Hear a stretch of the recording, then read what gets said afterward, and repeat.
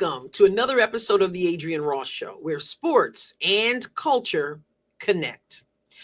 I gotta tell you, like most of you probably, I had never heard of Kyra Lambert until today, until the Fever announced that they were signing her to come on. Now, some of you may follow overseas basketball, so you might be in the know. I have never even heard her name. But of course, I've done a little bit of research and I heard her comments at practice or shoot around. And I just got to say, first of all, she's speaking my language in some regard. So we'll get to that. But first, let's look at the Fever's announcement. Indiana Fever signed guard Kyra Lambert to 7-day contract. It says right here, point guard joins Fever following 4 seasons overseas. The Indiana Fever signed guard Kyra Lambert to a 7-day contract, the team announced today. The Fever qualified for the roster spot due to the injuries to Signee Colson and Adrienne McDonald. Lambert has spent the entirety of her professional career playing in Europe, most recently with Olympiacos, where she won the Greek A1 League. During that season, Lambert averaged 15.4 points per game while shooting 42.1% from beyond the arc. Wow. To go along with 6.3 assists. She went on to be named Eurocup's Guard of the Year. Prior to her time in Greece, Lambert also spent time in France, Latvia, New Zealand, Slovakia, and Turkey.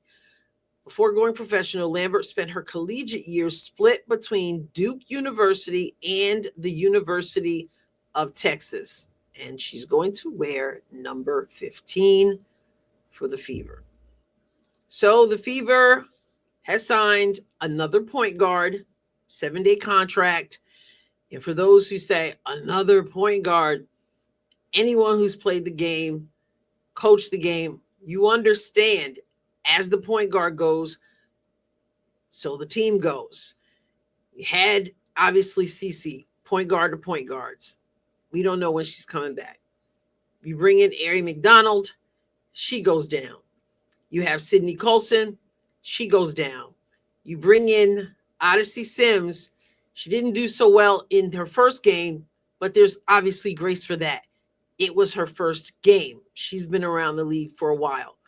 You need someone you can count on, and it's important. It's absolutely essential because, as I've said multiple times, whether in a video or in my live streams during games, if I am the other team playing the Indiana Fever, knowing there's no seasoned true point guard, I am putting the pressure on big time because you're not accustomed to it. That's not your spot. That's not what you do. And so you've got to think, right? And so you need a point guard.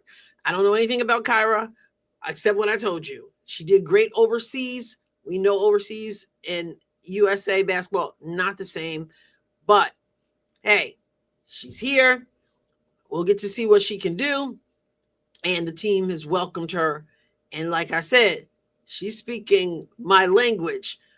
And I'm going to tell you what I mean in a moment. Let's go over to the Indiana Fever's is it X or YouTube? One of those. And look at her little bit of an interview she gave. Officially Monday. Yeah, Monday. So it was a pretty quick turnaround. Take me through the emotions of that day, knowing that this was coming your way and that you'd have a chance to play on a team that might need you to play right away. Yeah. No, I was super excited.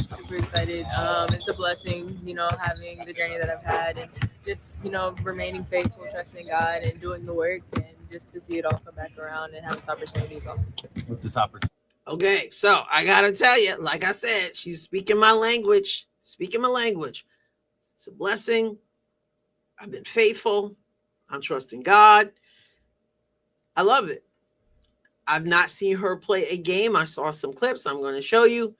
But number one, she presents herself very well. And there's something about this Fever organization we have seen and we have talked about other teams, not every player, not every team, but we have seen how some people present themselves. And we've talked at length on this channel about how the Indiana Fever players, the Indiana Fever organization present themselves to the public. She's got a spirit of humility. At least that's what I detect from her. And I like it. and she understands the blessings that she's received to be in the situation she's in. In the W mean, given all that you've worked to get to this point. Yeah. I mean, it means everything, to again just remain faithful and trust the process. It speaks to resiliency, it speaks to faith, and I'm really excited to be here. What's your familiarity, if anything, with this team, with Steph, with how they want to run things? Yeah, I mean, I've been watching the W for years. I mean, it's the best basketball in the world. So, I've been watching and I've been studying, and, to be able to watch it and see it from, a professional, point of view has, just helped the transition, and the girls and the organization have been great in welcoming me here, and just getting me up to speed quickly. So I'm really excited to join the team. How does your game kind of fit in with their system and vice versa? I mean, I think it fits in perfectly as far as, running and gunning, getting the ball. Running and gunning. Why is it that those people who are watching the Indiana Fever on the outside can notice the goal is to run and that they're running, and then other people are like, oh, they just want to slow things down? I still can't figure out why whenever you hear somebody talk about the Indiana Fever, they're talking about the pace that they play with. Anyway, keep going. I just had to say it. Sorry. Quick, pressuring on defense, really bringing intensity and physicality. So as you're recovering from the ACL injuries that you went through in college, is this the dream vision for you coming through that, or did that kind of seem far-fetched? No, it never seemed far-fetched. I mean, I just, did the work. I trusted the process. Again, staying faithful and trusting that God's timing is perfect, and here we are. Come on now. Come on. God's timing is perfect. I love how quickly she answered that question. Did it seem far-fetched? No. People who are trusting God, never seems far-fetched. You just stay ready, because you just never know when the door opens. Like I said, speaking my language. I also talked about culture and character with this team as they welcome all these new players in this season. Your first impressions on day one here, what that means, what that feels like. I mean, this is a first-class organization. Everybody has been so welcoming, so nice, so kind, and just everybody is here helping each other. Just, the goal is to win. The goal is, to get another championship. So I'm really excited to be here, and I've definitely felt the love getting here, just two nights ago. So The way the WNBA is set up, it cannot be easy. You just get a phone call. This young woman has not played in the WNBA, been playing overseas, as I went over at the beginning. But whether we were talking about her, or we're talking about other players, or talking about players like Ari or players throughout the league, and then the phone rings, got to be ready. This is an opportunity of a lifetime for a player who is a professional basketball player, who played for Texas, who played for Duke, who's been watching this league, and you have that dream and you want to play, and then you get the opportunity to do that. It's up to you and circumstances, of course, how that opportunity pans out. But I wish her well. Like I said, I don't know much about her, just know what I heard. And I know the team needs another person. Now, how long this is going to go, I'm just thinking back to what Chloe Peterson said, who covers the Indiana Fever. I talked about this in a video the other day, maybe a day or two ago, how she said when they brought in Odyssey Sims that the Fever had room for two, to add two. And when Caitlin returns, then if they only had one, if they only had taken one, then the person could stay even with Caitlin. But if they bring in two, then when Caitlin comes back, then one of them would have to go. All these rules and stuff I know nothing about, but that's what Chloe Peterson said. So we'll see what happens. Maybe they're thinking about not keeping Odyssey. Maybe there are other stuff we don't know. And there are going to be a whole lot of that in this league.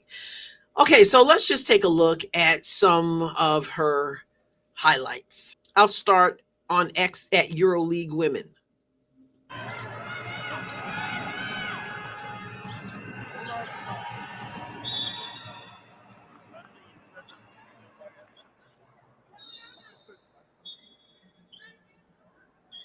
That was a nasty hezzy right there.